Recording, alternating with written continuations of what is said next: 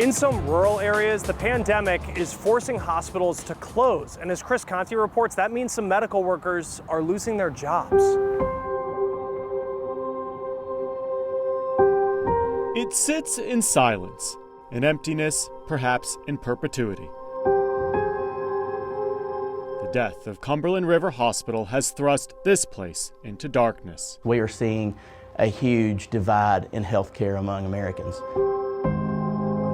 Johnny Presley is the owner of this small rural hospital, located in Salina, Tennessee, a town of 1,400 people, a town that no longer has an emergency room. When people can't live in the rural communities they grew up in without having adequate access to health care, then it's almost like you're in a prison. Months of fighting with Medicare for reimbursement payments finally led to the inevitable. I used over $2 million of my own funds to keep this thing open for 4 months. Hospitals across the country are struggling now more than ever, as patients are still avoiding elective surgeries because of COVID. Those are the bread and butter of most hospitals' bottom line. It's thrown all hospitals into a negative cash flow issue. Not just about the money, though. When I fell down the stairs, I actually woke up from the fall. When Stephen Hendrick fell down the stairs earlier this year, help was only a 5-minute drive away. It means everything. It really does to a small community like this. With the hospital now closed, though, the nearest emergency room is an hour's drive away. This is the reality of rural health care in America. So many people are going to die. They're going to die because they don't get the emergency care that they need. It is definitely a life and death situation. Lives will be lost because of lack of emergency rooms in rural communities. Since 2005, a staggering 174 rural hospitals have shut down nationwide. 15 of those closures happening this year alone, leaving a vacuum of care in their absence. Texas and Tennessee lead the nation in hospital closures. By the end of this year, hospitals across the country are expected to lose $300 billion, a staggering statistic that ripples far beyond the walls of any emergency room. In most rural communities, hospitals are often the single biggest employer in town. When Cumberland River closed, nearly 100 doctors, nurses, and staff were let go. I've seen a lot working here. Madeline West was one of them.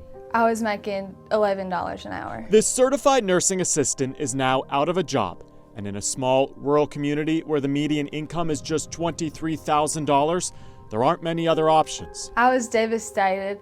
I didn't know what to do because I didn't have no income coming in after that. Like 100% was gone. In the middle of a pandemic, healthcare workers across the country are suffering similar fates. U.S. hospitals will likely lose more than $323 billion this year. 260 hospitals have furloughed workers. At the height of the shutdown in April, 1.4 million healthcare workers lost their jobs. Many of those jobs have returned, but as hospitals continue to struggle, many layoffs are becoming permanent. This is a rural area and there's very few jobs, so it was hard to go out and try to find another job that fit what I was doing here. Without a job, Madeline West has had to move back in with her parents. She started taking out loans to pay for the remainder of her nursing school program. It's hard now because I'll have to take out a lot more student loans. Like so many other nurses, though, Madeline sees this as her calling.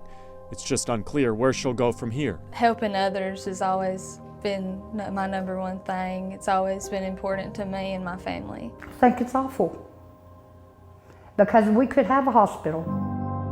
By some estimates, 2020 may end up claiming the lives of nearly 200 more hospitals. To keep our hospitals open in the middle of this pandemic, it's going to take the government to intervene. With federal aid, Johnny Presley could reopen the hospital tomorrow. But so far, his pleas to politicians have gone unanswered. I think it's just a travesty that this country is going through.